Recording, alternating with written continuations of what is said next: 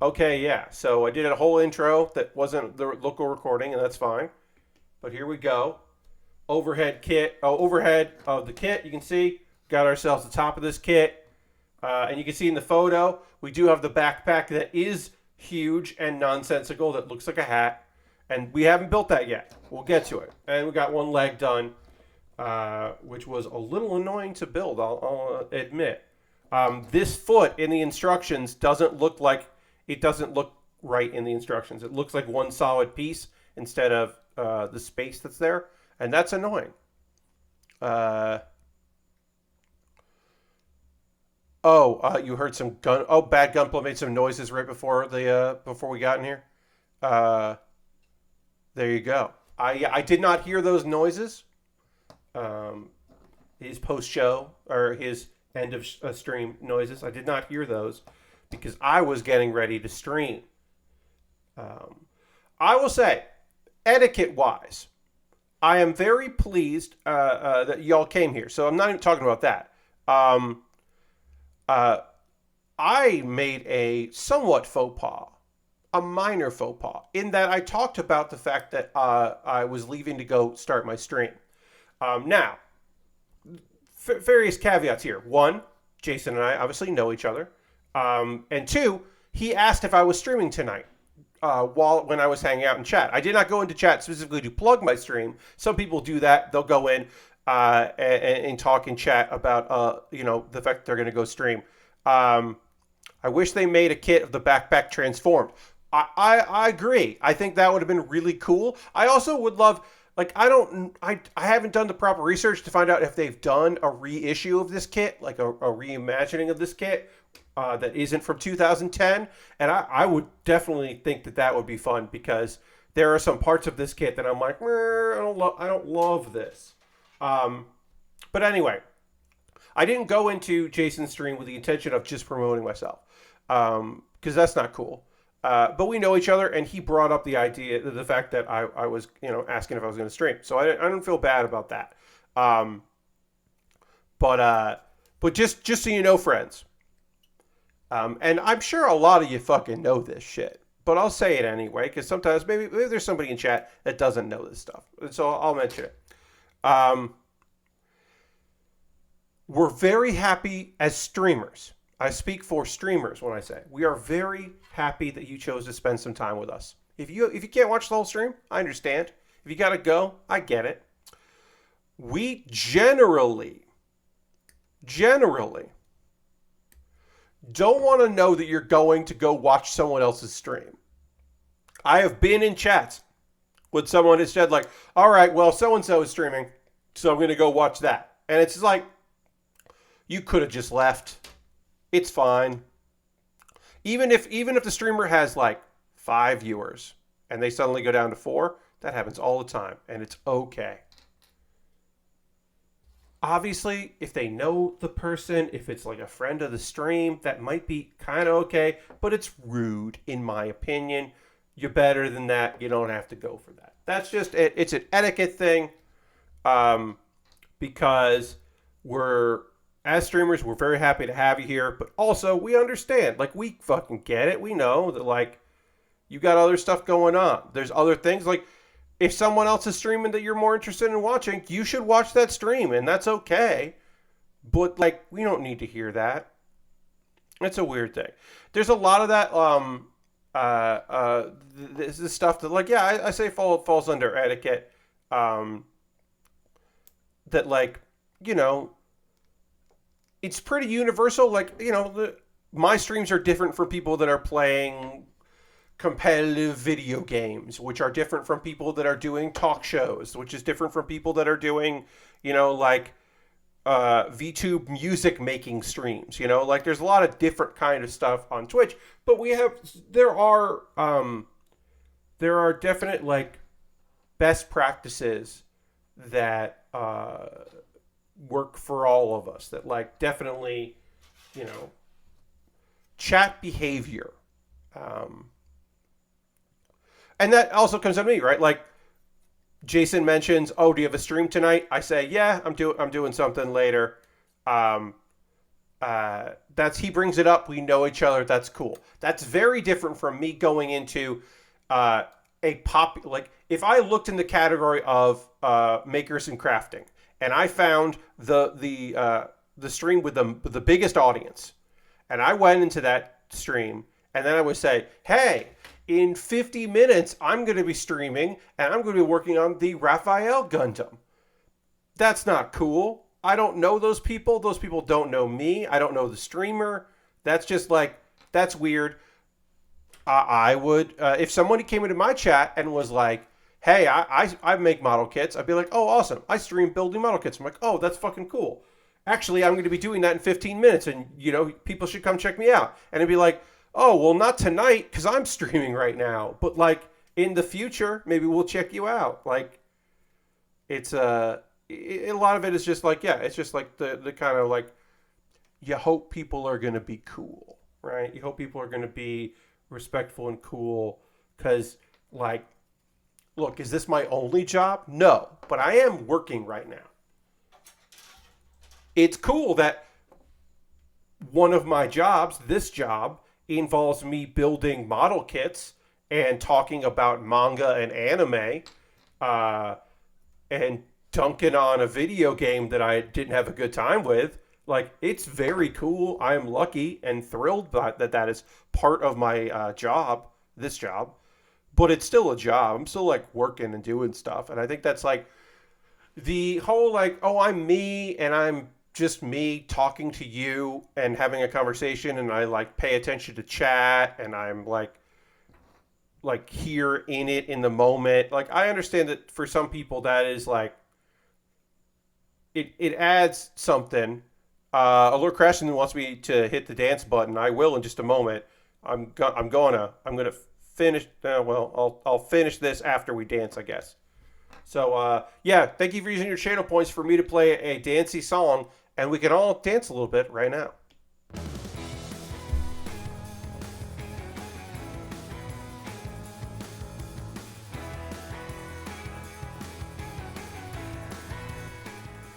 Thank you for using your channel points for a dancey song.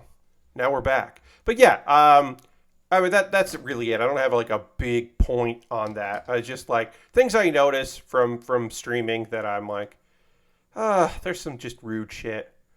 I don't even need to get into the whole like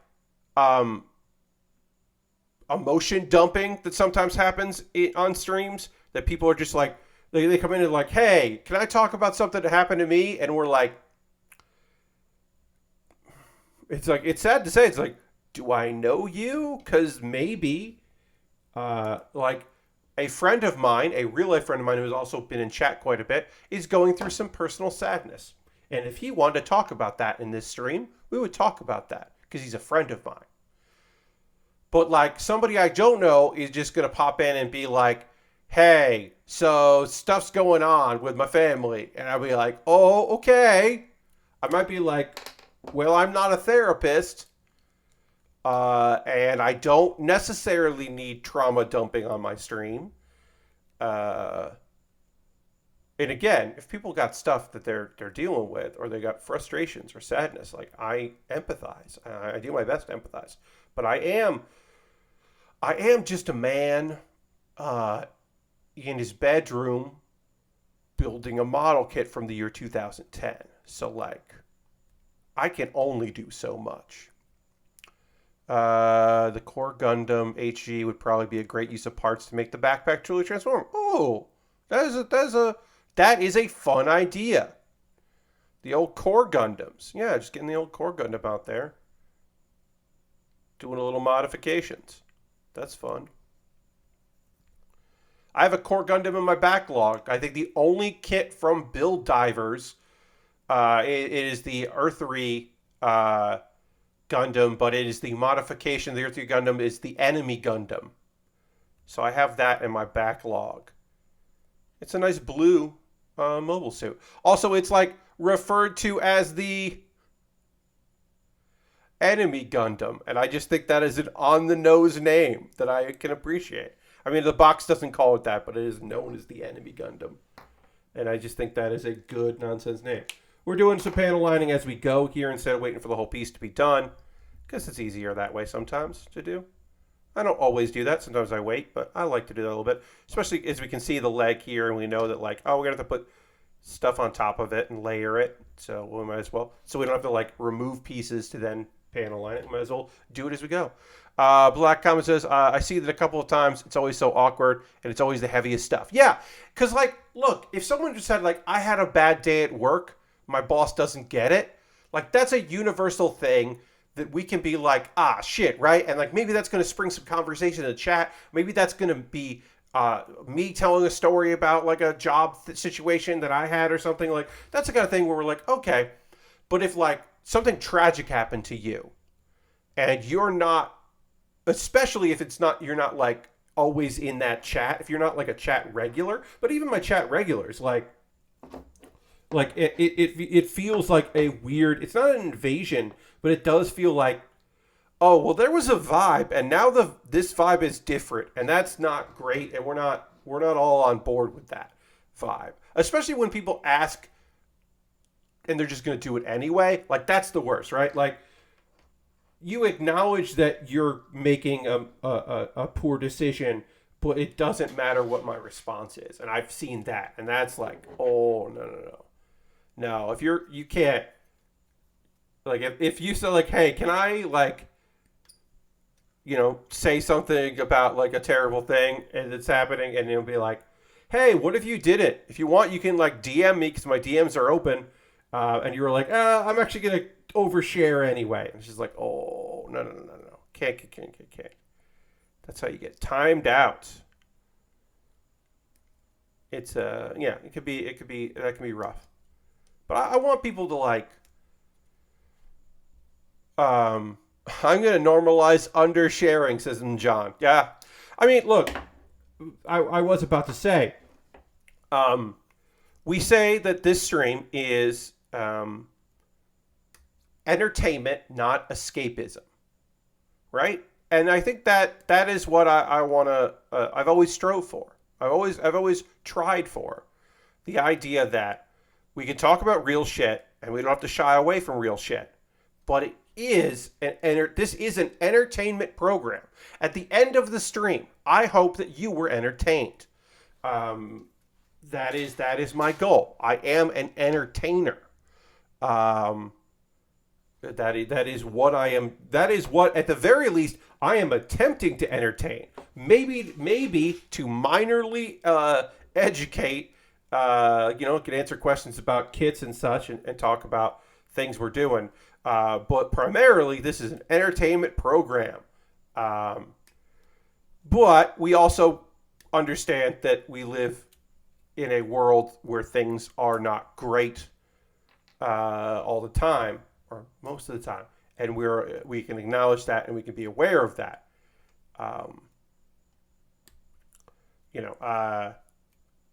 Like, we can say, ha ha ha ha ha, it's very funny that after saying that, oh, Jay Lethal wants to be in my last match, but that's never going to happen.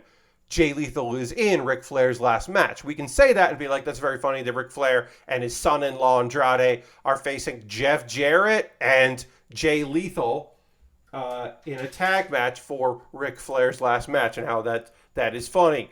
But we can also acknowledge that there have been accusations of a sexual nature, accusations of misconduct of a sexual nature against Jay Lethal. Ric Flair's years of harassment are well documented and well known. We can say that stuff. But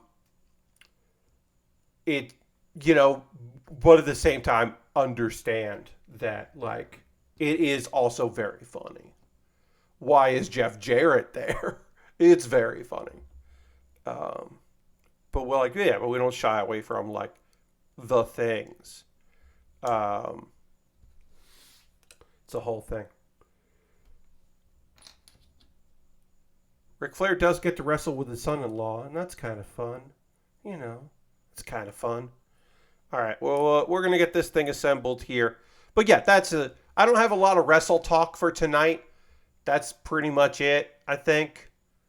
Uh, yeah, I don't think I have any other big wrestle thoughts on anything going on in the world of wrestling. Kevin Owens is going to be on Raw tonight. That's good because it seemed like he might be injured, and now it seems like he isn't. So that's good because Kevin Owens rules.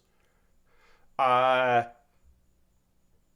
I'm scared for my boys, the best friends, because they're wrestling on Wednesday against Wheeler Yuta and John Moxley, and that's going to be a rough match. They're going to get beat up.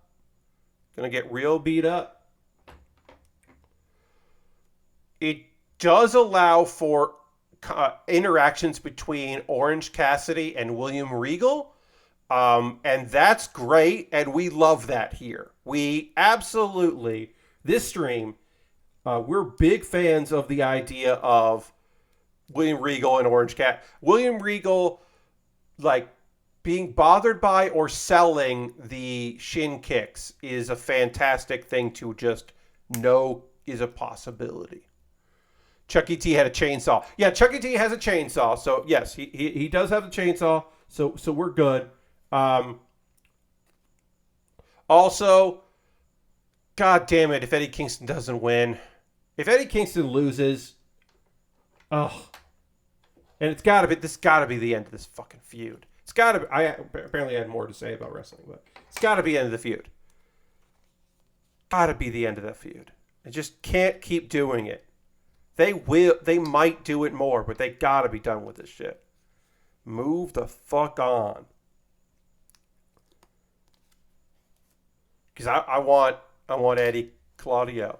I mean, Claudio could win on Saturday. He could be a Ring of Honor champion again.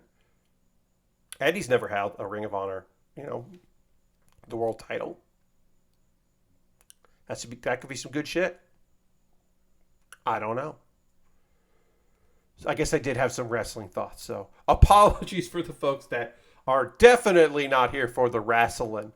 But I talked on Saturday about how I'm like, I think I'm done watching SmackDown. This is just a poor experience all around. I'll still keep watching Rampage because Rampage is good. It's a good hour of wrestling. It's so good that I don't look up spoilers for what happens, like because they tape it after Dynamite on Wednesdays. I mean, occasionally it's live, but most of the time they tape it after, and I don't look up the results. I do my best not to find out because I do like to just know. Is there anything that needs to get painted? Oh, I guess we'll do a little. We'll get the brown marker out here and do a little bit of this leg here. Yeah. Well, that looks. Say, why do these two legs look different? They do. They do look different, and I don't know why. All right, well, whatever. I think I put this on wrong the last time, so that could explain why it looked different. All right, well, we'll just hit this with the brown marker, and then we'll move on. Let's see. Other things we can talk about. Far Cry 5. I played some Far Cry 5 because it doesn't cost me any money because I have PC Game Pass. And I'm done with Last Call BBS, so I was like, you know what I'm going to play? I'm going to play Far Cry 5, I guess. I just didn't know what else to play, and I wanted to play a video game. So that's the video game that I ended up playing. And it wasn't a good time. I actually even looked to see if there were like any mods, like if there was like any decent kind of mod support for it, because like maybe I could find like something fun, a fun mod for this. And unfortunately, I did not track down anything cool as far as mods go, which is a shame. But yeah, did not particularly enjoy that. Would have loved to have enjoyed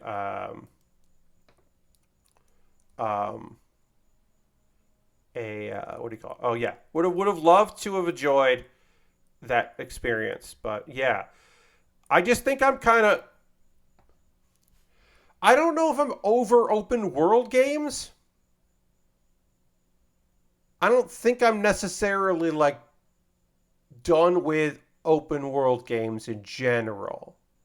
Also, my apologies, folks, if you just got a pre-roll ad there. I'm trying to ads are gonna run. I'm trying not to like make that something that like I usually try to do my ads right before the stream starts, but because we got raided, I didn't. So that's why you saw an ad there, and my apologies for that. But yeah, trying to make them not like awful that they happen, but I also do need to get a couple pennies here and there. Um, of the entirety of Game Pass, that would not have been my first pick. Yeah, Lashbrook, it was just kind of like, I already have Power Washing Simulator, and I was like, well, I already own that. I bought that in early access, so I don't need that right now. I guess I'm going to play this. Like, I don't know. It just, I was feeling like I wanted to play an open world game, and then I played an open world game, and I was like, oh, I might be done with this style of open world game. Because it didn't really do much for me. And again, I looked for some mods, but I don't know. I got to get back in there in PC Game Pass and see what else they got and like really dig in there, try to find something cool. I don't know. What are y'all playing right now? Let me know in the chat. What video games? What do we get going on here? What's up? What's everybody like really into right now? Escape Academy is pretty fun for escape room style game.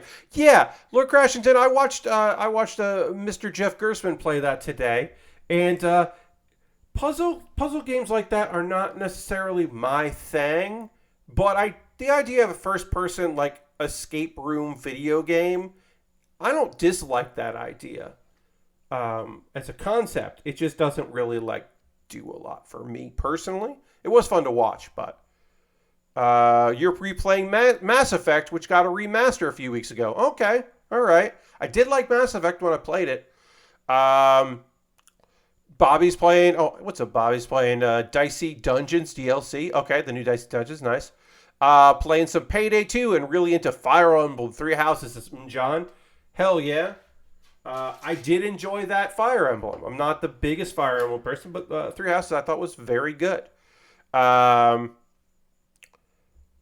Lord Crashton's doing the Hansel and Gretel house at Power Wash Simulator. Oh, yeah, that house. Yeah. Mostly just Apex and a little Power Wash Simulator. Nice, Lashbrook. Yeah. I did a very small portion of the last stage in Power Washing Simulator because I'm playing that on Wednesday, friends.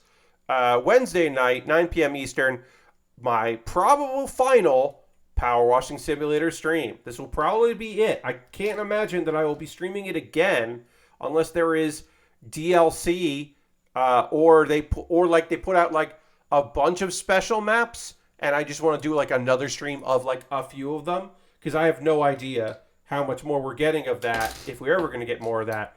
But I don't necessarily think that I'm going to be streaming more of it in the future.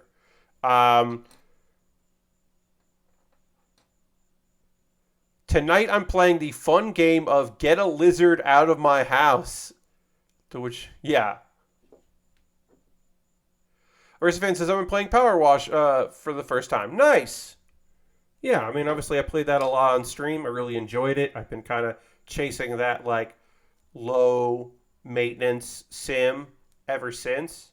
Where, like, yeah, you got a job to do, but, like, it's not the worst. You know, it's not as meticulous as some other sims. It's still enjoyable. But yeah, well, I hope you did well, Lashbrook, on your getting this lizard out of here.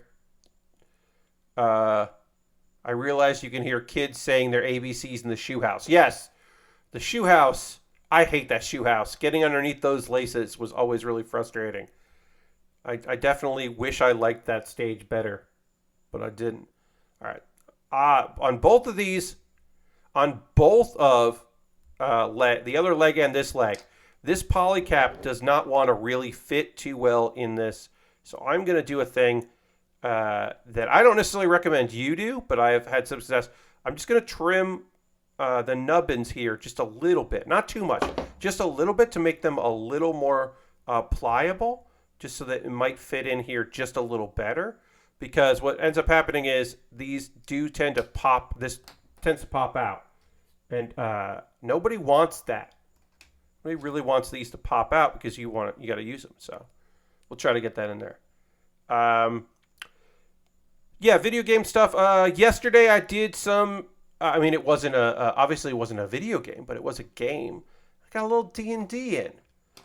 We ended up doing that. This is the group that sometimes it's D&D, sometimes it's Fiasco, sometimes it is Lasers and Feelings. This particular one, I did not DM. I was just along for the ride. It was a one-shot. This is the one-shot group, a Discord full of people where you can, set up basically like calendars and try to book some people together, try to get a GM or DM, and then the characters carry over on various things. It's all like one-shots. And the idea is that it's all members of an adventuring guild, and they're just like picking who's going to be in the next thing and doing the next journey. And it's usually like 2-hour long sessions. Very quick, very fun, just to get people to get some of their gaming in. And we did that yesterday, and it's a lot of fun. I really like doing it. Laughed a lot. It was a very silly mission on this one. Good GM that I've had before. But yeah, this was the kind of D&D like 5th edition going here. It worked out really well. It's a very fun, very loose, very like rules light, try to get stuff done kind of group, and I really like that. During the firehouse without using the scaffolding was more annoying than I was hoping it would be. Nope, definitely not going to do that. Definitely not doing that, Lord Crescent. I'm not chasing anything like achievements. I'm not achievement chasing and achievement hunting in that game. Definitely not going to be doing that. This is the lizard ran behind the entertainment center as soon as I opened the front door. I haven't seen it since. Hoping I blocked off the other rooms before it went in there. Currently I have my AC cranking and a bottle trap set up. Well, Lord Lashbrook, I should say. Lashbrook, I hope this works out well. There's a gecko that likes to live in our garage, and we don't want it to live in our garage. Excuse me. Pardon me. We don't want that. We would prefer if the gecko stayed out of our goddamn garage. But that's different from being inside the house behind the entertainment center. Those are very different problems. But yeah, doing my sesh there was great. My regular group is on another hiatus. We go on hiatus all the goddamn time. I don't love that, but also sometimes it's my fault. So like, what are you gonna do? People get busy, people have jobs and careers, and suddenly like, it's a group that constantly reschedules, and tries to work around people and stuff, because it is very fun to be in that group. And, so I understand it. It's okay. No one's quit the group. We just take breaks. It's the way to avoid people quitting is to just go on hiatus quite a bit. The pain. Yeah. But like, it's one of those things where like, part of our session, like even pre-session 0, part of our like discussion was, hey, this isn't going to be a podcast. It's not going to be a Twitch stream. It's not going to be a YouTube series, because a bunch of us are in the various entertainment fields. This is just us getting together because we want to play D&D. And discussions of like, we made the decision, and this is not something that I necessarily agree with. Yes, it's not content.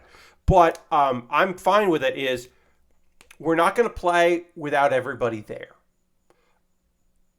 I understand. I think after a certain point, we should probably just, have somebody be asleep and play, but whatever. The group made the decision. It was not unanimous, but it was a group decision. We're going to play when we have everybody. And the fact that we take hiatuses and take breaks means that nobody's quit yet. It's just that there are people who are busy, and then we have to take some breaks because some of us don't have a lot going on, and others have too much going on. So we're dealing with that. But it's still been really rewarding. I was I was never against the idea of doing it on the internet, but obviously we started during the pandemic, and none of us are in the same area, so it's really nice. So Lord Crashington, my main D&D group is a continuous campaign. We have been doing one long campaign with the same characters. Nobody's died. Nobody's reset their characters or anything like that, or picked a new character. We've just done one long campaign, which has been very fun and very cool. And then my other group that I've talked about on stream, my one-offs group, is that like just a bunch of one-offs collective. You never know who you're going to be playing with. There are still people in the group that I've never played with because it's just like the way of timing works. Like there's like one person who schedules stuff, tries to get stuff going, and kind of front runs that, and like it's when I'm asleep. It's like late night West Coast, and I'm like, yeah, I'm not available for your late night shenanigans. My late night shenanigans are fine. Your late night shenanigans are the morning. So, no, if you're scheduling something at like 1 a.m. your time on the West Coast, that's 4 a.m. for me. And like, I could end a session at 4 a.m. I'm not starting a session at 4 a.m. No thanks. All right. The other leg is complete. We can put the other, our other, there. Great. We're done. Got some movement here on this leg. Got some nice movement. Our legs are done. Let's build the waist. Slumber Party D&D. Yeah. No thanks. I mean, fun, but no thanks. All right. We got to build the waist here because we're going to try to get body complete on this. We need polycaps 9. 2 9s here. And then polycap 7. Very standard. Some of this kit feels very like of its time. And like I feel like I've built this a dozen times. Because I probably have. Particularly the waist of the 00 kits. Other things. Oh yeah, let's jump into Manga Monday here. If you're unaware of what Manga Monday is, I'm just going to talk about some manga. That's all it is. There's nothing incredibly complicated about that. I just want to talk about some manga I'm reading, and I do it on Mondays because it is fun to say Manga Monday.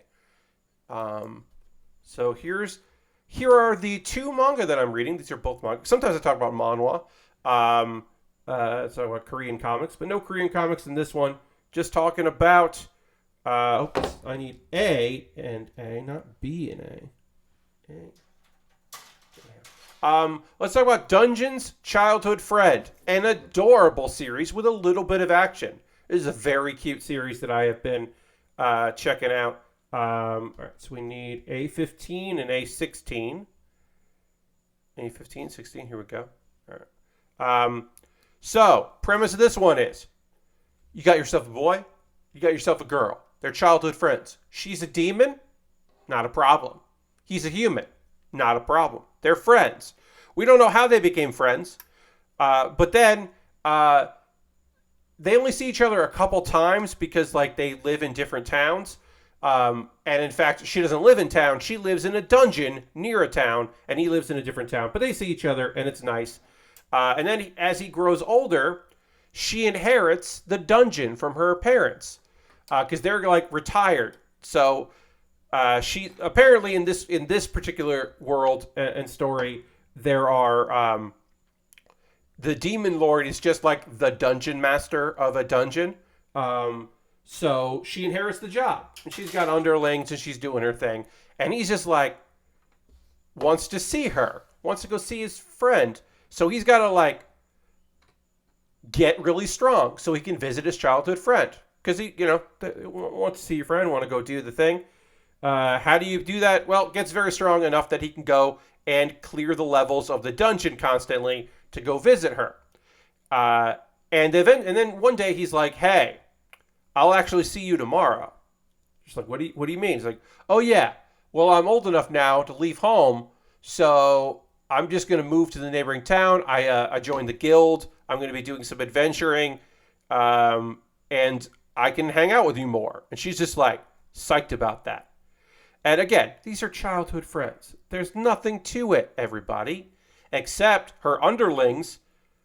They love observing this because, like, they're watching this, like, childhood friendship maybe develop into more. Because is there romance in the air on these two childhood friends? Maybe. So they're kind of living vicariously through it.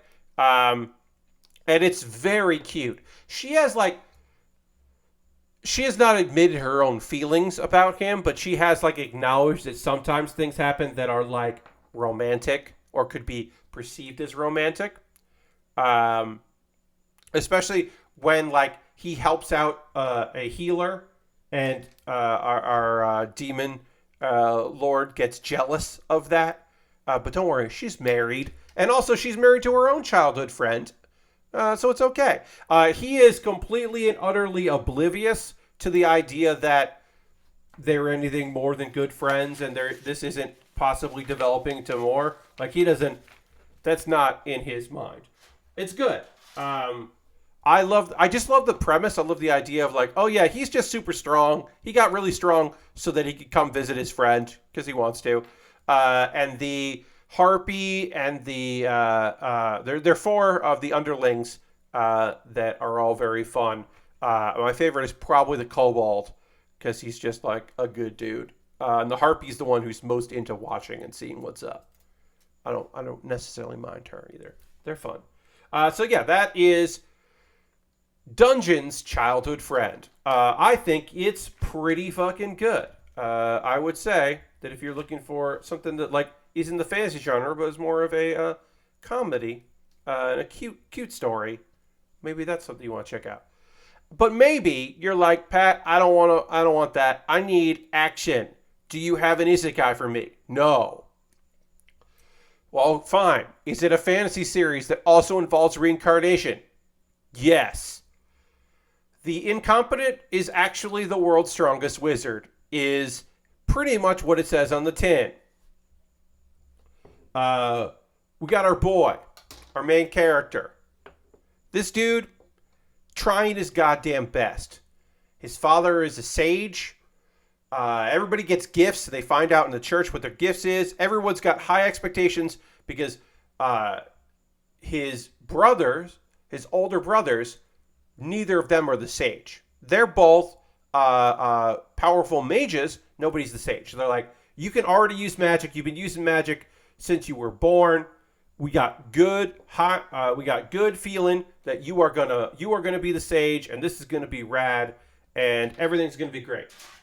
Shows up to find out what's up, and they're like, you don't have a gift at all. You did not receive a gift. We don't know what the fuck's going on here. And he's like, oh, well, I can still use magic. I'm still very strong. It'll be okay. No. Banished. Immediately banished because he doesn't have a skill and he's a nobleman.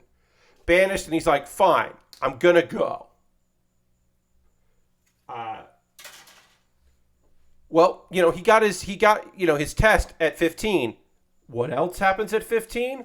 Oh. At 15, he inherits his skill, his gift. Reincarnator. He's a reincarnation. And he goes from being like very strong to remembering his past memories of being very strong, and then just being completely overpowered, having his previous memories, all of these incredible skills, all of this knowledge of the world. He's got an item box and has all these cool legendary items. And his older brother, one of his older brothers, is just like, I was so happy when I found out you didn't have a skill. I've always hated you because you worked so hard and you always outshone me. And he attacks him. And he's just like, I was leaving. You don't have to do this. But he stops him easily because our main character is very overpowered. And our other dude cannot understand what's going on with that. Anyway, the fact that he beat his older brother, even though he doesn't have a gift, his dad is like, oh, bring him back. Obviously, he doesn't have a gift, but he's very powerful. We want him back. Our dude does not want to come back because as soon as his dad found out he didn't have a gift, he didn't he just immediately exiled them. He's like, I don't need this. I have my memories of my past. I'm going to go on an adventure. So in the background, we know his parents have sent people, or his dad has sent people to go track him down. And also his brother is also trying to track him down to kill him, which is a whole other thing. So we know that's happening. But what's happening in our main story with our guy who's overpowered and great? Well, he pretty much immediately meets a sage, young lady who is a sage, the thing that his father wanted for him. She's got some issues in her hometown. We don't know what that is, but he's like, yeah, I'll go to your hometown and help. I'll help you out. We don't know what that's going to be. He also meets another guy who is an adventurer that kind of helps him out and is just a good dude. And he's a swordsman that has potential. And they become a party, the three of them. They're going to go on an adventure together. They're going to, there's a whole thing where the usual scene. Some people who are guild members but shitty pick a fight with our dude, and he shows his incredible powers and all that. Because, of course.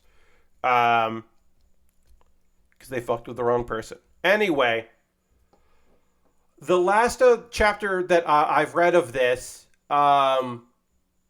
does end with the cliffhanger of a Fenrir, one of those mythical foxes. A young Fenrir pup shows up and is just like, hey, I wanted to meet you. Now, do I assume that this Fenrir, this pup, is going to join our party and be like the animal companion of our main main character? Of course, I think that's going to happen. Why would you introduce?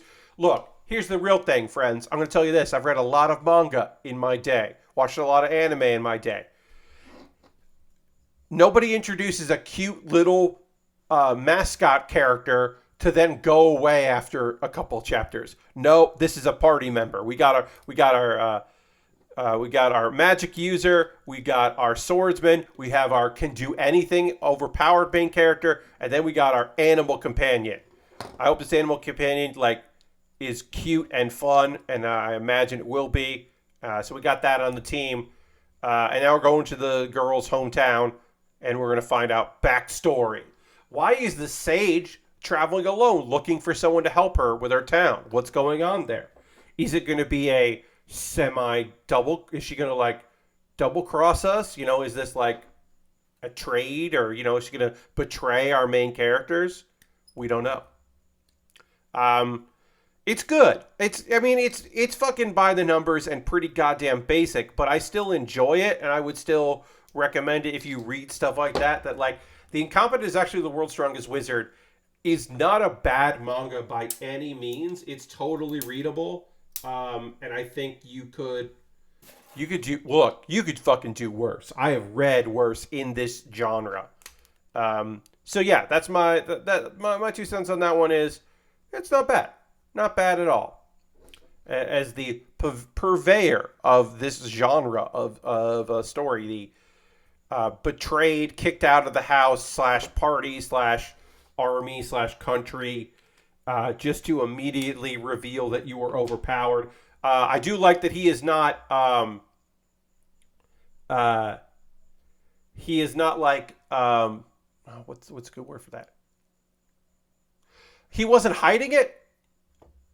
It just was revealed, and I don't dislike that, because sometimes it always feels odd. They're like, oh, I waited till just now to really let everybody know that I was this cool. And it's just like, why?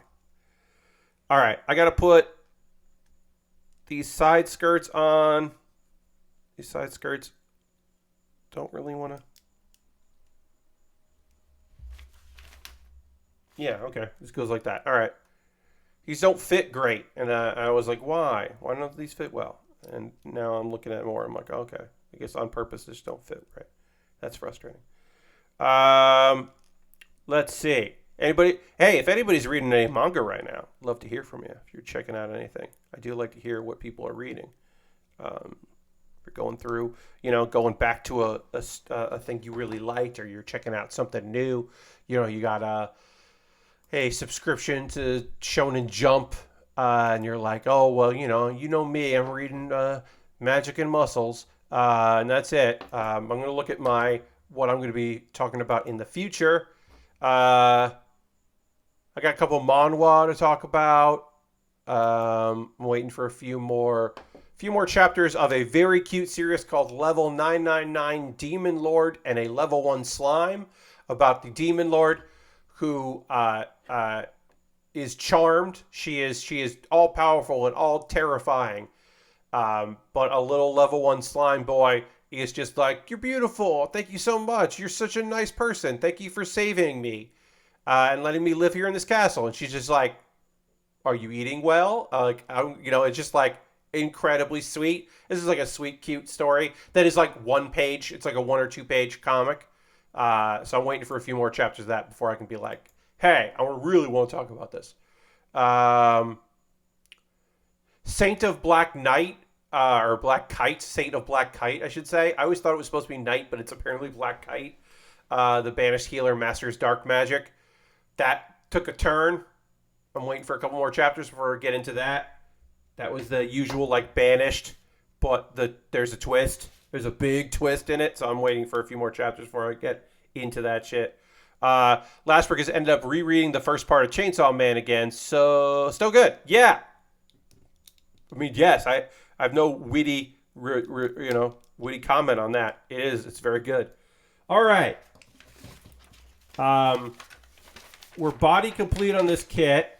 We got to build the big shoulder weapon things on the backpack and go nutty with that. Does this also have you build the gun? Yes, the gun. We can just build the gun now. Let's build the gun and then take a photo of this kit, and then we'll go and also work on this huge backpack thing that also has weapons on it, but we'll build the little gun here. It's just A13, A6, and C3. Okay, so we'll just build that now, and then we'll get into getting this backpack started. The backpack that's so big, it's also a hat. So C3 was the one I need. That's a clear piece here. Yep, little clear piece for our gun. We'll just get that done, and then we'll take a photo of this, and then we'll get into the big thing. But yeah, I got a few other manga stuff I've been reading, and some continuations. A couple stories have ended that I was really enjoying, and that's always a frustrating thing. Occasionally they're like, it got canceled, or I still prefer the it finished, even if it didn't finish in a satisfactory manner, or was like definitely like there was more to tell, much more than the like they just stopped doing it. Like that's always the bummer. What was this? Something like I have 100 disciples or whatever. It was a good story about a guy who like had all these disciples, and then he like fought the demon lord but had to recuperate for a while. So this was him like coming back to visit all of them and get his powers back, and it was like a good story. It was like pretty light and good action, and then it was just like, yeah, it ended, so I wrote a conclusion to it. Here's the conclusion to it, and it's like, that's fine. It is like and I continue to adventure. It's like, okay. But it is nice. Look, we'll be honest about it. I certainly want people to be able to end their stories on their terms. That's satisfying, rather than just like a hiatus and they never come back, or like it got canceled, the end. I don't want that. So I'll take the alternative, which is just like a weird, hastily drawn ending. Okay. There's our gun. It's a pretty cool looking weapon there. We'll just put that there. It's got a little connector to connect it with other weapons, which we don't have in this kit. But yeah, I'm going to take a photo of this because this is built. And then we'll take a pause for the cause. We'll talk about ways you can support the channel. I'll do my quote-unquote ad reads. And then we'll get into this backpack and start getting that going. Let me get my phone here. Take a photo, just an in-progress photo of it. And we'll just do like that. Yeah. Yeah. Probably didn't need to do that. Probably could have waited, but whatever. I wanted to. All right. So we are going to take a pause for the cause. If you are new to my streams, you don't know what that means. I'm just going to talk to y'all for a couple of minutes about ways you can support the channel. These are all optional things I'm going to be talking about here. None of these things are things you have to do, but if you wanted to do them, if you wanted to support me financially, it would be rad if you did. First and foremost, you can become a subscriber. So I like to see the subscribers throw the emotes in the chat, let the people know. Being a subscriber is the easiest way to support what I do because it's right here through Twitch using Cash Money or your Prime Gaming token. Again, I am at 40 out of 45 subscribers. Love to get to 45 tonight. That would be rad. If you want to become a subscriber or you want to gift a sub to somebody in the community, you can do that. But yeah, bits and coins also always appreciated, but optional. All these things are optional. None of the things I'm talking about here are things that I'm like, look, if you don't do this, what are you even doing here? If you haven't hit the follow button, you can be a follow. That's another way to support me, so you know what I'm doing here. That's a way to support me that doesn't cost any money. But there are alternatives to becoming a subscriber here. Gifting a sub is also a thing you could just do. If you want to do that, give somebody in the community. If you don't want to be a subscriber, but you want to share the love, you could gift a sub to somebody in the community. You could also join my Patreon. Of course I have a Patreon. It's patreon.com/PatBear. There's a $1, $3, $5, and $10 tier. Different rewards for the different tiers. Consider subscribing over there on Patreon. Supporting me there. Also, I have a YouTube channel. I post videos every other Monday and every Wednesday over on my YouTube. Check it out over there. And there is a join button. If you want to become a member on YouTube, what I do is every Tuesday I send out the video that will go live to everyone else on Wednesday. So you get that a day early. It's the least I can do for your $2 a month. Also, direct donations, because all of those were monthly things, and maybe you don't want to do that. Maybe you just want to do a one-time, help me out, let me buy model kits. Well, there are various ways to do that through Coffee and PayPal and Stream Elements. Those are ways to tip. Everything I make through direct donations, through Twitch, through Patreon, through YouTube, which also includes AdSense. So watching my videos, having them on in the background while you do other things, also helps me buy model kits and equipment. It all goes into a fund, which I take out to do that. The Raphael Gundam that I built here, that I'm body complete on this was purchased thanks to your generous support. So thank you, everybody who has supported me in the past. If you've done 1 month, if you've been a day oneer, day one-ish, I appreciate you very much, and thank you for your support. Now, I have a kit that's coming in the mail on Wednesday. The next kit I build will be that kit. It is a Digimon kit. I'm excited to build that. That was purchased off my Amazon wishlist, so that's why it's the next thing I'll be building. If you want to have something that jumps the queue and becomes something I build next instead of something from my backlog, well, head on over to my Amazon wishlist and see if there's something you'd like to buy there. I've got inexpensive Lego sets. I got more expensive model kits there. A Pokemon kit, some high grades of various prices, some master grades, inexpensive kits, very expensive kits. And also at the very bottom of that list, some gear, like a monitor stand, a portable monitor stand for my third monitor, so I can get rid of this TV I'm using instead of my third monitor because I had to change my setup, or new liquid cement because I'm almost out of my previous bottle of liquid cement.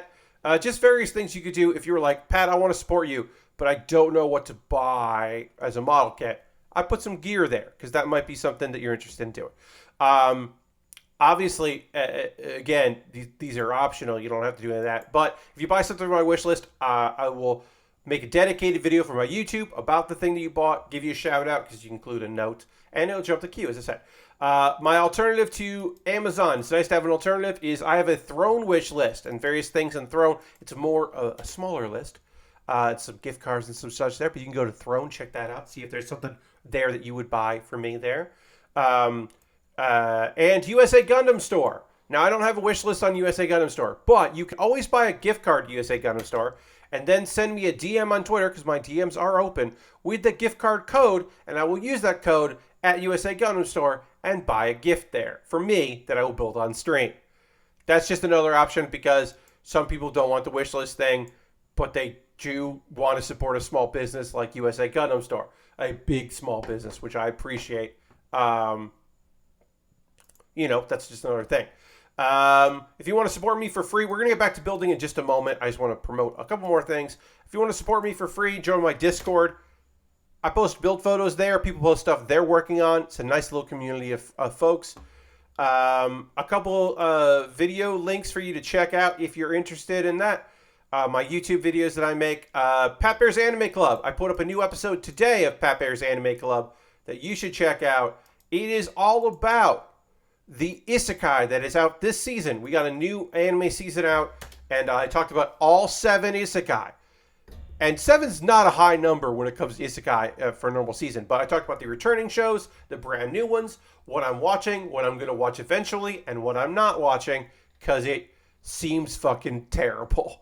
So you can check that out. And then Do You Remembaer is an ongoing video series where every week I read an article online and then try to describe what I remember from that article as best I can, because I only read it briefly and then I closed it.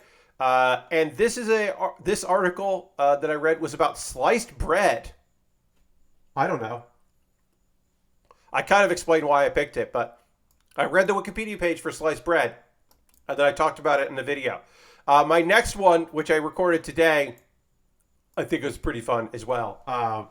It's just a good Wikipedia page. I have to upload that. I forgot I hadn't uploaded that. I got to upload that tonight. I'll do that. I will upload that because that's got to go out tomorrow to my $5 and $10 patrons. Nothing's as popular as sliced bread. Indeed. Best things in sliced bread. And then there's one thing that's older than sliced bread.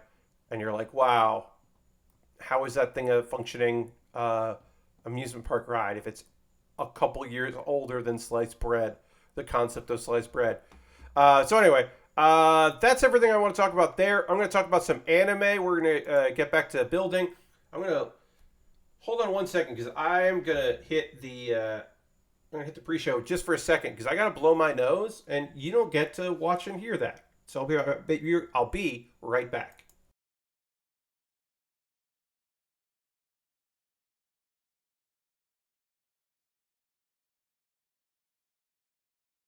All right, I'm coming back.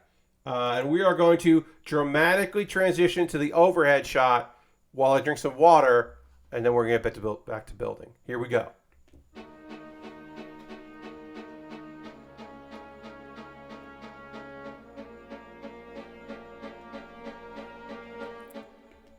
Dramatic. All right. So it's time to start working on this backpack. We got to get F and E out here. We're doing 2 at a time for this. So we'll get both our F's and both our E's out. A lot of these parts we can do at the same time, which is great. So we'll get that going. And I'm going to talk to you about some anime that I've been watching. I got 2 series to talk about here. So we'll do that. I am still a week behind on my Isekai life because they put the first 2 episodes out back to back, and I just haven't caught up yet. I will at some point. Just haven't. But I'm going to be talking about Parallel World Pharmacy on Crunchyroll and my Isekai life. I gained a second character class and became the strongest sage in the world, which is on High Dive. It's one of the few shows I'm watching on High Dive this season. I should definitely look around and see if I want to pick up another one there because I do like that service. And I am paying for that. I'm paying for both services, so try to get my money's worth. Parallel World Pharmacy is a trip. If you didn't hear me explain the first episode of this series, because we're on episode 2 now, our main character was a pharmacist and medical researcher in Japan, in the modern Japan, and then he died. And he got basically isekai into a young man that was struck by lightning in a fantasy world. A world where there's magic and like somewhat science, but mostly magic. He's isekai there. He wakes up in that world and he's just like, oh, what's happening here? Why am I in this world? What's going on? I don't understand what's going on here. And he does his best to kind of like feel out what's going on. Turns out part of the reason he's there, it seems like, is because he has inherited blessing of the god of medicine. Because he's got magic powers that are remarkable and, one might argue, too powerful, too strong. He might be an overpowered main character. His name is Pharma with an F, and he is the son of the family of doctors. Doctors, too, like the stars. They work with royalty. Anyway, our dude, Pharma, the episode 1 ended with his a woman who is training him, his mentor, his tutor, who is like, her name is Ella, and or Ellen. Okay, look it up. Let me look that up. What did I call her? Ellen. Her name is Ellen, and she was freaked the fuck out by his incredible abilities.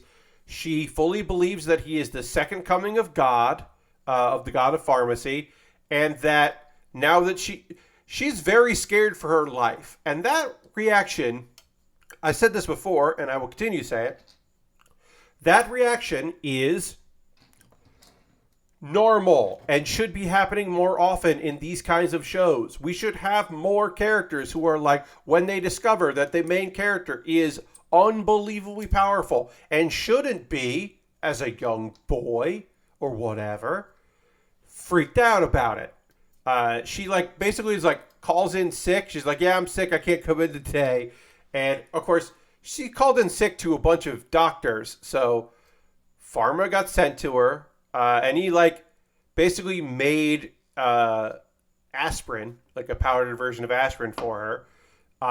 And she's in a full suit of armor when he shows up and scared. And he's just like, look, I'm not going to hurt you. I need your help. Even if I have all these abilities, I still don't know how to use them. I do need assistance. So I would love for us to go back to where you are my tutor. But also, I understand if you can't, and that no hard feelings. And she's just like, okay, I'm going to keep doing this. And we get a training montage of him like working on control of his various powers and abilities, some of which she doesn't know about because he hasn't told her. Like the fact that he has God's Eye, like really hasn't like come up. It is very fun because it is a immediate training montage and pretty cute and pretty fun. And then we're back at the house. And of course, there's all the people bustling around and working, and he's taking notes. He's using his abilities to see how the people around him are doing. The various maids and caretakers and all that other stuff. Like, how are people doing in the house? And are they, do they need assistance? And he can't, like, do surgery on people right now, but he can, like, make ointments and ailments. I forgot to mention, if he knows the chemical compounds, like the makeup of things, he can create it with alchemy.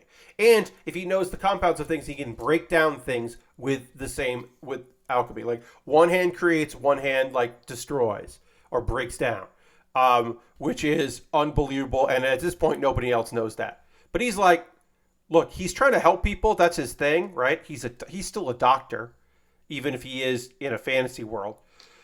But also, he's very smart about the fact that he's like, I have all these weird powers, and I think my existence is gonna be a fucking problem, and people are gonna freak out. So I need folks on my side. He's like, there is a selfish reason why he's doing all this. He doesn't want to help people, but he's also like, I'm gonna need people to think I'm pretty cool. Once they find out that I'm the second coming or something. So I think that's pretty smart. Anyway, he makes some ointments, he makes some salves, he's helping a lot of people, and we find out these folks are psyched about this because that is uncommon. Commoners don't normally get medical treatment in this world, and so for them to have any kind of help is like unheard of. So that's good. Anyway, look, if he wants to help people, guess what? He also has to help his sister. His younger sister Blanche has come down with chicken pox, and there's no treatment for chicken pox in their world, but he knows the treatment for chicken pox because he knows the treatment for it. So he takes care of her in secret, and there's a moment where he has a flashback to his own sister, who he couldn't save because he wasn't a doctor yet, when she got sick as a kid. And he kind of has an emotional moment there because now he has a new little sister. And she is precocious in a way that I very much enjoy. She also asks a bunch of questions that he's not prepared to answer, and I think that's great because she's just like, how do you know this stuff? How can you treat me when Dad couldn't or when Father couldn't? Like, why are you acting different? You're so much nicer than you used to be. And just like a bunch of stuff that is just like, yeah, she shouldn't know what's going on, but she is asking questions that other people fucking aren't. And he is not prepared. Like, he should just say, well, I was struck by lightning and I've been feeling weird since I was struck by lightning. Like, he does have an excuse. He just doesn't. He's just caught off guard. But anyway, their relationship is now stronger, which is great. But now we got our cliffhanger. It's off. We got to go to the royal capital because the Empress has an emergency, and Pharma and Pharma's dad have to go. Also, Pharma's dad has been coughing twice, which, as you know, if it happens in a piece of media, if someone coughs more than once, they're fucking dying, because no one ever needs to clear their throat in media. It's always a sign of future problems, and you'd think that he would recognize that, but so far, our young man has not checked on his own dad. But we will imagine that is going to come up soon. And that is Parallel World Anime COVID, indeed. Parallel World Fantasy, Parallel World Pharmacy. The opening animation does have various moments where he is masked up. Pharma is wearing a mask, and I was just like, hell yeah, anime. You wear that mask. You're dealing with some kind of outbreak. You're gonna spread the professionalism of wearing a mask in when dealing with some sort of incident. I don't know which one. I've read some of this manga, but not enough of it to know what the big event is. I know about the smaller events. But yeah, I never finished this manga. I was reading it, I just never got around to finishing it. Alright, so we can do all these two at a time, so we've been doing that. Now I'm going to tell you about my Isekai life. I gained a second character class and became the strongest sage in the world. So this is a dude named Yuji. He was a regular guy. At some point, he doesn't know what happened. He woke up in this fantasy world, and he's a tamer, which in this world people think is a shitty skill, and they're very surprised that he's great because he's also a sage.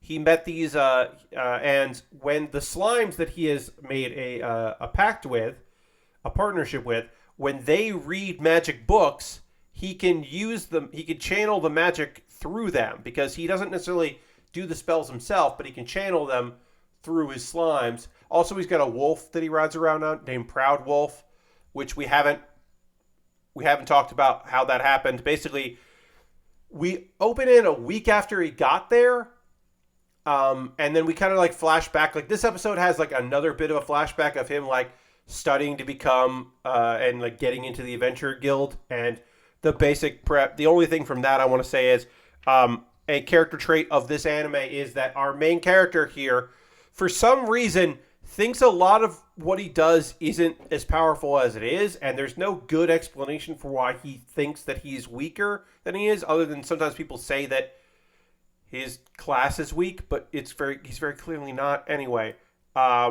it's weird. I think he's getting over it, but Yuji and his party, he's got a temporary party. Last episode, a member of that party tried to kidnap the girls and kill him or leave him for dead, which did not happen. And they are currently on ice, stuck in the stomach of a slime in storage. Because of course they are. All right, let's figure out how to put these in This goes up here. This slots in like that. And then this slots in. Sorry, they kind of give you a overhead shot of like how these go, but this might be something where like I put it together and then I go to put these on and I'm like, nope, I did it wrong. I'm gonna see if my blade here will be helpful for getting these in. I don't want to stab myself, obviously, but sometimes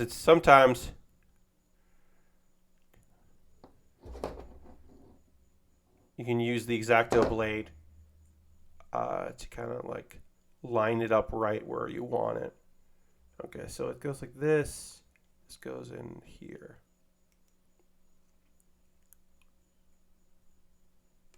There we go. Yeah, that's not easy to do. I get to do it twice, which is great. And then this one goes right here in the bed. Anyway, this episode, they're looking for an Earth Dragon. They don't have to fight that dragon. They just have to locate it. And shit gets weird.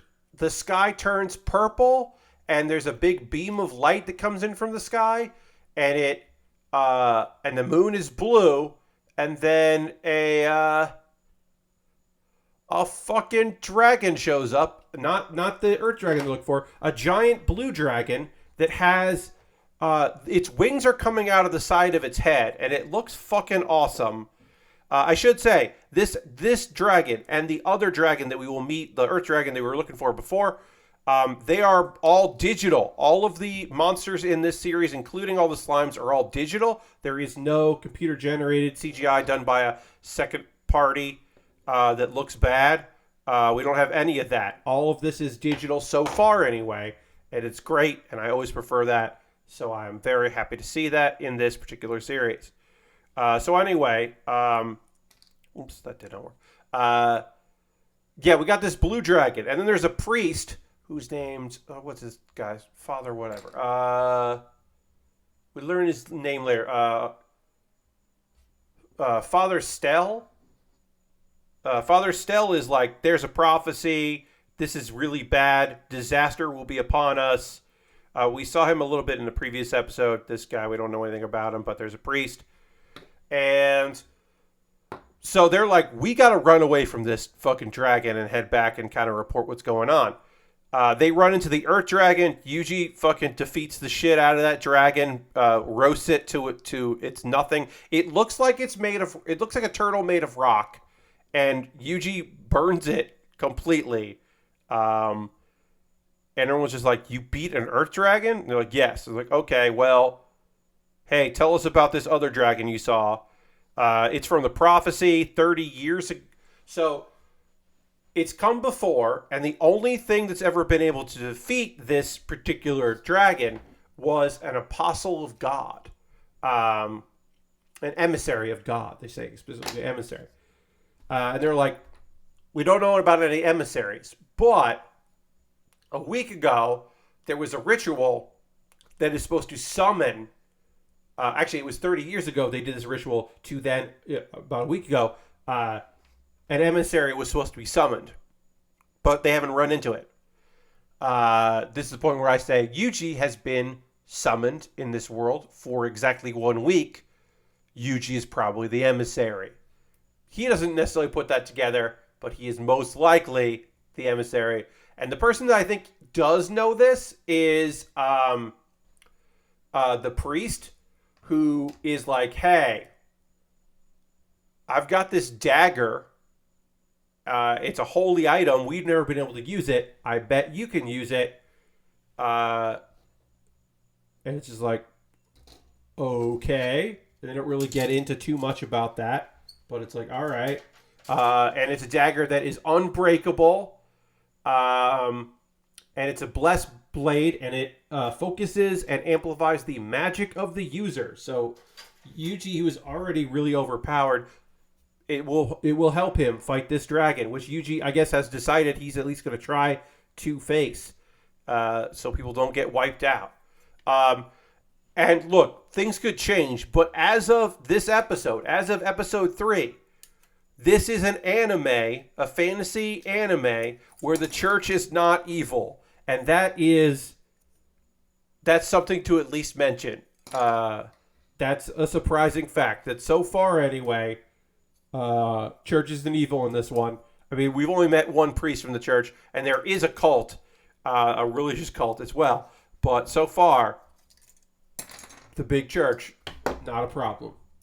Giving Yuji a weapon that he needs in order to solve their problem. So, I mean, good on him, I guess.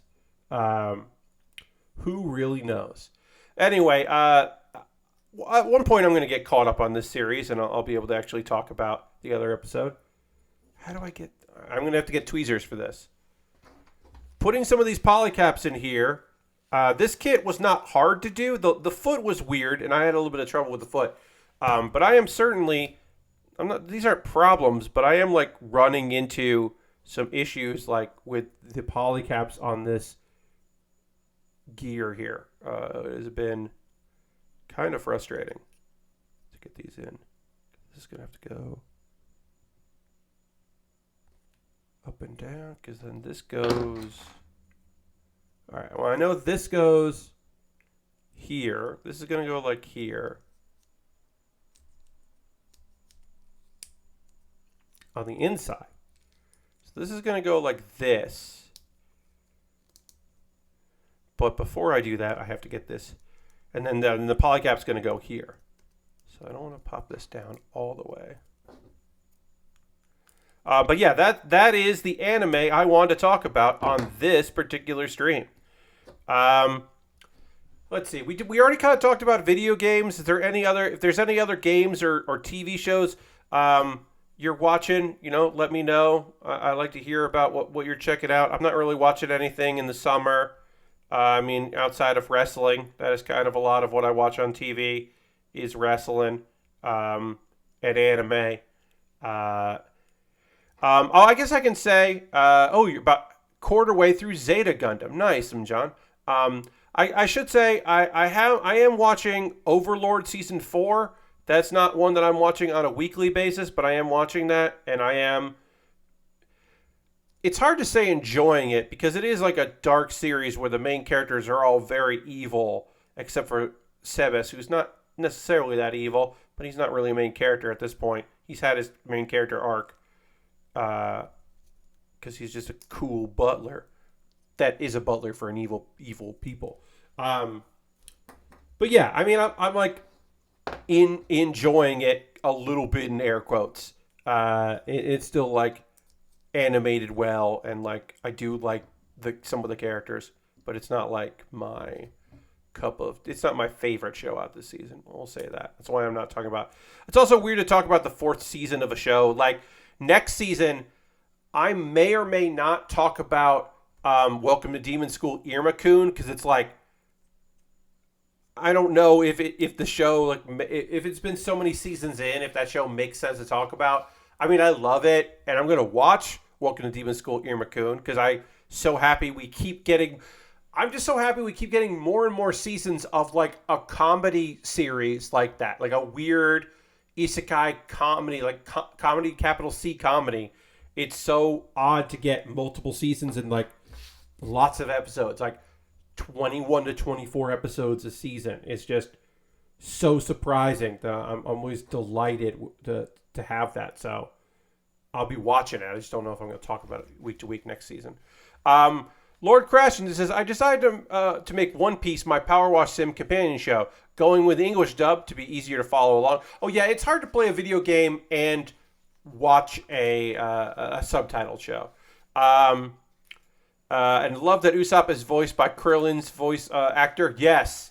I'm about to see Sanji join the crew. Nice, yeah. I mean, like, look, I'm a subs person more than a dubs person. I have enjoyed some dubs.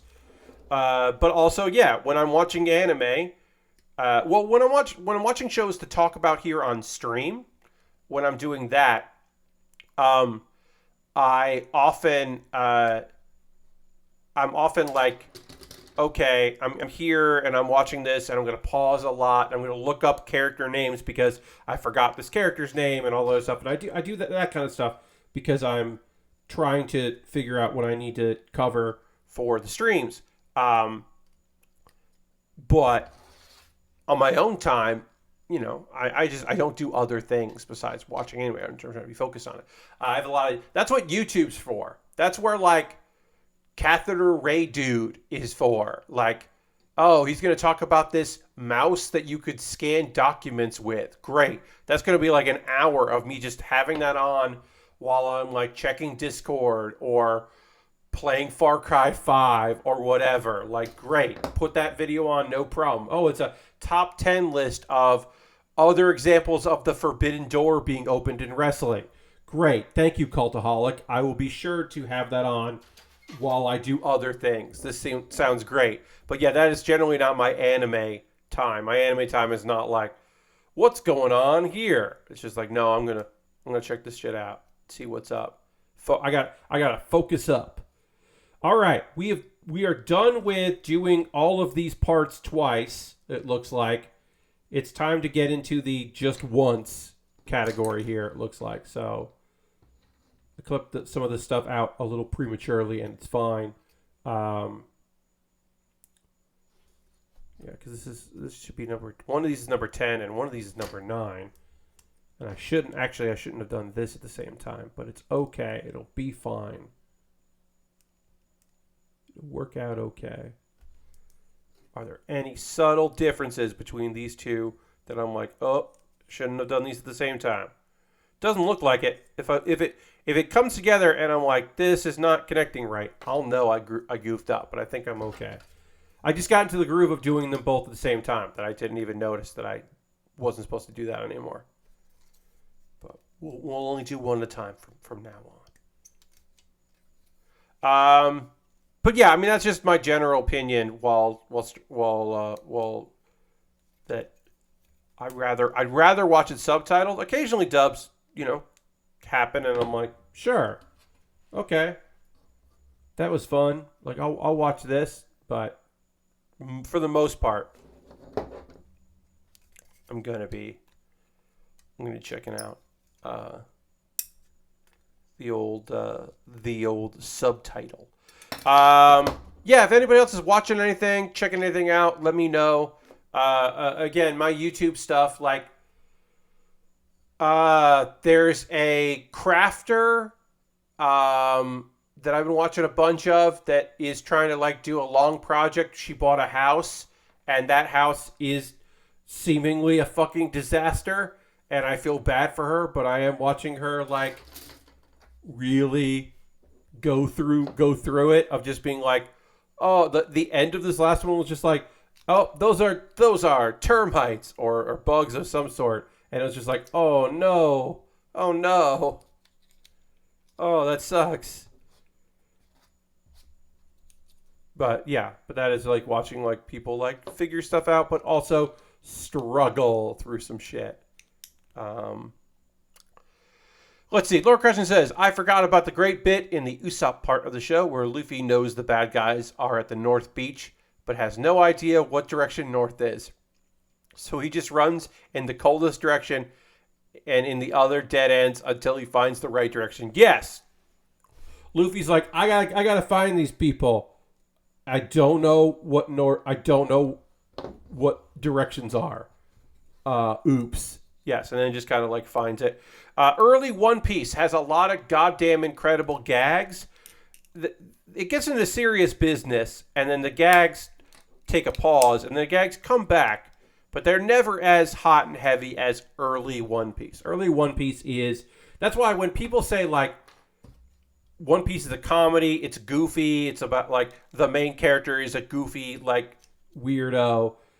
Some people get mad about that because they seem to have forgotten how wonderfully silly One Piece is. Like, how absolutely gooftacular the show is. And they just, like, can't remember. Alright, so this is going to go like this. Where does this connect to? Here? No? Maybe this. Maybe that piece that I was like, oh, I did it wrong. Maybe it's this one. Maybe I'm learning it right now. This is the piece I want. We'll find out. We'll find out if I just did it wrong on the other one here, and this is actually the way it should be. So it's going to be like this. This is supposed to just snap in here, like that, and then you turn it. Yes, okay, so yeah, I had done it wrong, and now I am doing it right. Hooray! Yep, I did put the wrong part in the wrong spot, and now I'm doing it in the correct spot. Hooray for me. I did it. Like he thinks the dog protecting the pet store is dead because it's not moving while staring at him. Yes. I mean, Luffy does have some real nonsense moments of like, what are we doing here? What are we doing here, my guy? But they are, they're certainly less than, the early days of the show where it was just like, how are you functioning right now? How is any of this happening? What's your deal, my dude? That was very much the early days. But that's a lot of these kind of series. Like, I mean, God, Dragon Ball is just like, I mean, Dragon Ball is very different from Dragon Ball Z, obviously, but like still, in tone, Dragon Ball is like, there's some serious shit, but also there's a lot of him just like kicking people till their pants fall down. So a lot of early Dragon Ball is just like a lot of goofy, complete and utter nonsense of just like hitting a guy till he ends up in the moon. Just like a lot of nonsense. There's a whole lot of like weird, complete absurdity. And then eventually it's just like, okay, well now we're going to have a martial arts tournament and things are going to get serious. Serious. Reminds me about your early Dragon Ball when Goku doesn't know much because he lived in the woods his whole life. Yeah, he just doesn't know what's up. Dragon Ball post Piccolo is very different from Dragon Ball. Yes, King Piccolo starts like really does like obviously the Red Ribbon Army. There's a whole thing with like 80 the robot, and there's like some sadness and some like moments like the native person. The First Nations person at the tower that's hanging out there, like that gets killed. Like there are some like, oh yeah, the Red Ribbon Army for the most part, the Red Ribbon Army is really goofy until it suddenly isn't goofy at all, and then it's like, oh shit. Well, now Goku's gonna have to fuck up a lot of people because y'all really did mess with the wrong kid. So, that happens. And then, yeah, once we get to, like, King Piccolo, shit does change a bit. And yeah, but as I said, the tournaments, like, even the first tournament is pretty goofy. But when we get into, like, Tien Shihan, and yeah, things get a little, I mean, Mercenary Tao to some extent, but not really. Because it's just like, oh, yeah, I mean, you're a big, strong man, but, like, I don't know. You're fighting a little kid who's way stronger than you. Sorry. All right, I'm going to panel line this while I have the chance. Just get some panel lining in, and then we'll continue on this journey of model kit building here. I definitely think that we will complete this on Thursday, and then also, hopefully, get started with... Because we still have time left in the stream. Don't worry, friends. We're still hanging out here. The Ninja and Ader's Tower. Yep. Yeah. But we're still going to continue tonight. But like the next stream, the model kit building stream will be on Thursday. And we'll be finishing this kit up. And then we'll be starting the next kit, which is... I guess I'll just show you the image here. Hold on. Let me get this image going here. Find this thing. I could show you what we're doing here. Hold on. Gotta go to downloads and find the download folder. Find it. Where is it? There it is. Yeah, we got Magnamon. Magnamon is the next kit that I will be building. There's Magnamon. check out Magnamon. You got yourself some Egyptian vibes here. Kind of like armor, kind of a little like a mech, but that is the model kit that we work on next. Purchased by someone on my Amazon wishlist. I don't know who. It should arrive tomorrow or Wednesday, it seems like, and then it'll be the next thing I build. I'll do a video on it for my YouTube, and that'll be the next thing that I put together. So put that there so I can get that set up later. Needs this package projected. Yes, I mean we all, everybody needs a little protection. It's just good to have. All right, let's erase the panel line marks here, or the overflow, and then we'll. I mean, this is a deep green. Black isn't going to do much, but in the photography, it might help it stand out a little bit, so it's not just a big piece of green. So we still panel lined it, even though it is a very dark color here. We'll still do that. This gun does not want to stay in. Gun does not like this hand. Whatever. All right, we did one of these sections here, so we got that done, which is cool. And then we have parts for the other ones, so we can get some of these done here. We got this part done, and then we need this and some more D pieces here, so we can do the other one. D, and then the other E. Oops.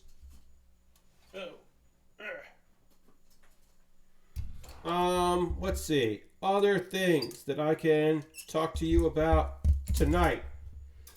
Not a lot's going on with me. You might be able to gather. You might be able to infer.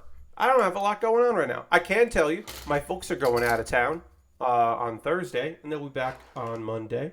So I will be doing some cooking. So expect to see some photos of my meals, because I like taking photos of my meals. No special streams, no extra streams, nothing like that. Everything will be cool. Also, my my parents' friends who live nearby, they're also going out of town. So I will return to feeding their fish. They are down to just 2 fish, but I will take care of those fishies, make sure that they're all well taken care of and fed. And that'll also be good because it will break up the days where I am here by myself. But it's fine.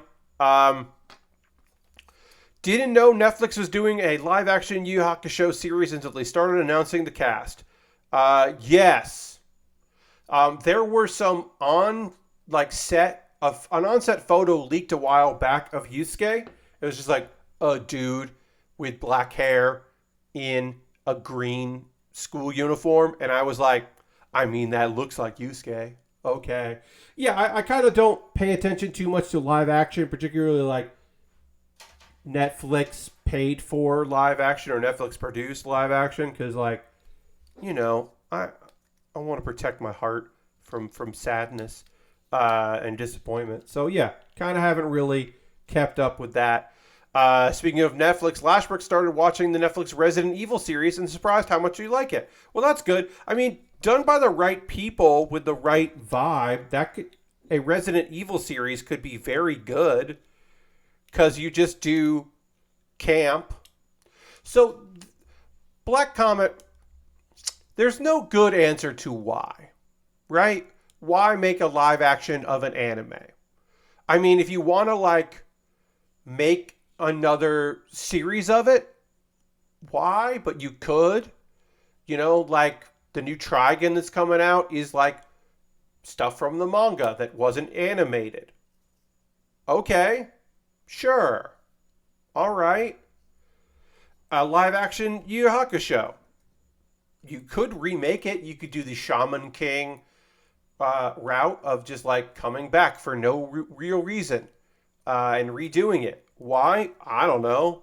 Because people had the license for something and they wanted to do a property that was an anime. I don't know. If the fight scenes look good, if Yusuke is the right kind of... Because the thing about Yusuke is he's a 90s shonen protagonist. He's really fucking rough. He is unlike... Look, outside of the whole point is he's given a second chance because he does something that no one expected. He does a good thing. He does a good deed, and it catches people off guard because they're like, "That's not your vibe, man." And he's just like, "Yeah, I don't know. I just did it." So like, I don't know if I can deal with non-dub Kuwabara though.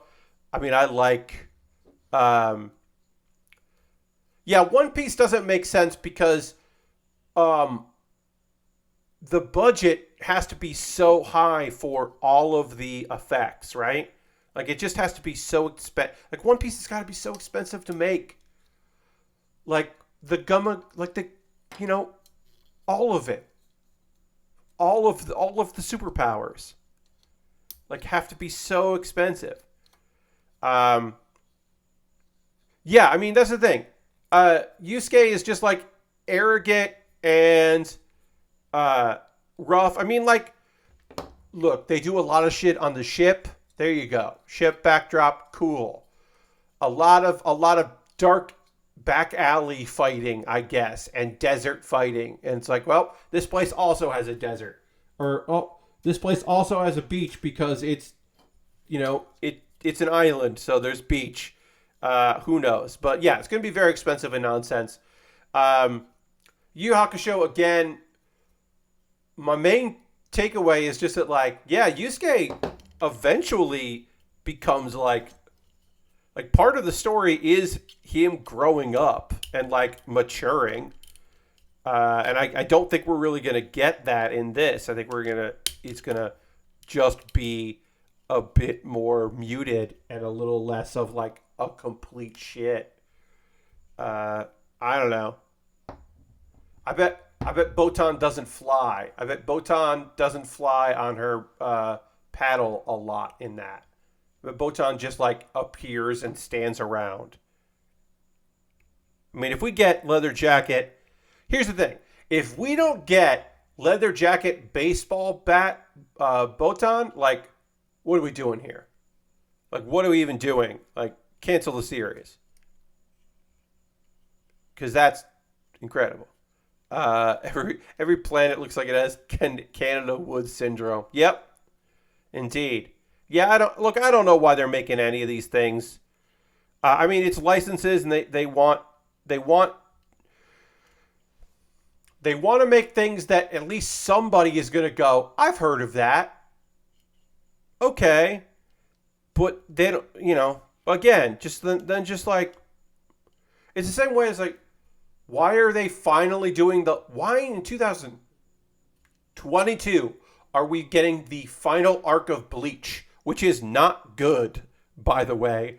Like that manga arc is not great because Bleach takes a nosedive in quality when they already did the parts that weren't great, but it's just going to be more and it's just like, okay, I don't know why you're doing that. Yeah, the same thing with like reboots, like why a Shaman King reboot?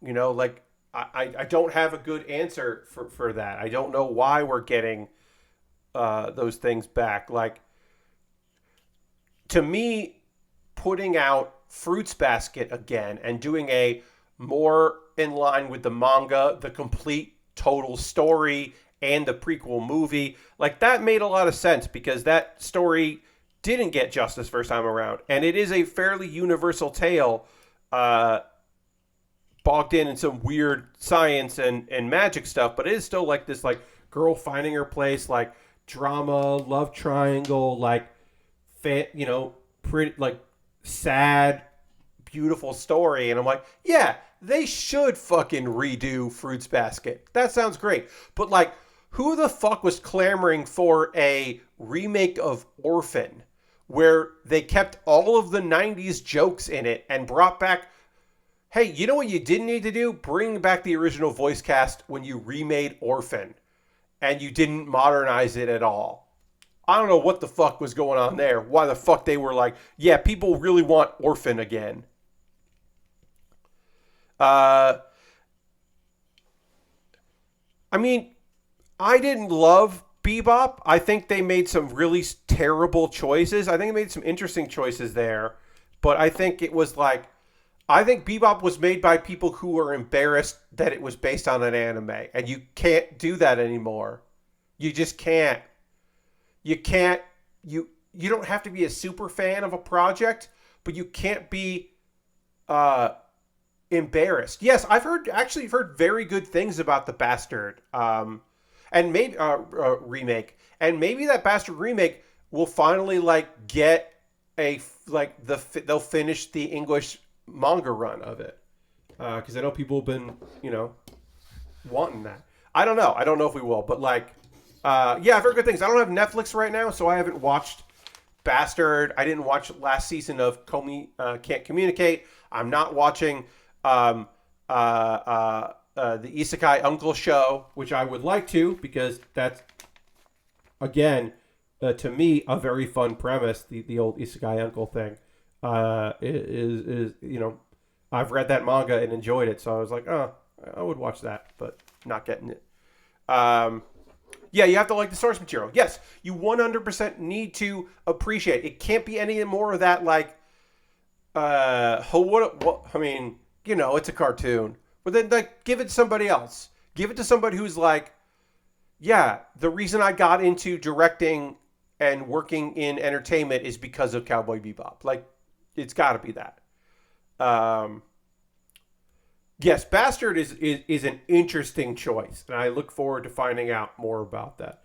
I forgot that part of this backpack is like a model kit, like because it technically like there's a version of it that transforms. I forget that eventually we're gonna build like another chest, and that's where this crown that I was like, I was trying to put it on the other head. This is the wrong crown. I forgot that's coming in. So that's going to be the next. We're going to finish this up because we still have to do these big guns and the other part of the backpack, and then stick it all together. But we did get these done, so we have this. We'll take a photo of these here after the stream, and we do have our model kit here, which we did some real good progress in. So that's going to be on Thursday, 9 p.m. Eastern. We will finish that up. Thank you, everybody, for being here tonight. I'm going to wrap things up here. We are going to raid. That is how we end every stream. We're going to find somebody doing some stuff out there on the internet, that on Twitch specifically. It's it is the internet. But we're going to go find somebody cool. Gundam live action movie. They had someone who was a fan of the Gundam series. Yes, that helps a lot. Like I said, it doesn't have to necessarily be like, this is my favorite thing, but it could be just like, I think this looks cool and I want to work on this project because I'm excited about it. But instead of like, hey, we know the music's cool and we're going to make this, but we're making a cowboy space thing. All right. Nah, none of that winky shit. Anyway, I'm going to find somebody for us to raid. As always, please be cool in their chat. I know you'll be cool. We did come in from a raid, so we all be cool with that. But I'm going to find out somebody that we're going to go hang out with. Might be a model kit builder. It often isn't. Let's see. Who are we going to go raid? Let's see. Who we got going here? Who we got? How long is are we gonna raid Dan? How long has Dan been streaming? We might be raiding Dan Riker. I'm gonna see when he went live. An hour ago. Yeah, we're gonna raid Dan Riker. Dan Riker's playing Ninja Gaiden Sigma. That seems like a fun time. Thanks so much, everybody, for hanging out tonight. I hope you come along on this raid as we go hang out with Dan and watch him play a Ninja Gaiden. Which seems like a weird choice, but sure. So we're going to go give him a raid. Again, feel free to come along on this. If not, come back on Thursday for me to continue working on this model kit. Or on Wednesday, as I check out the 1.0 release, the full release of Power Wash Simulator. Probably our final look at that game. We're going to check out a bunch of stuff from it, including the last area of it. Thank you so much for being here. I hope you have a great rest of your night. Thanks for hanging out. Thanks for chatting. Thanks for watching. And I'll see you on the next one. Goodbye, everybody. Goodbye, goodbye, goodbye, goodbye.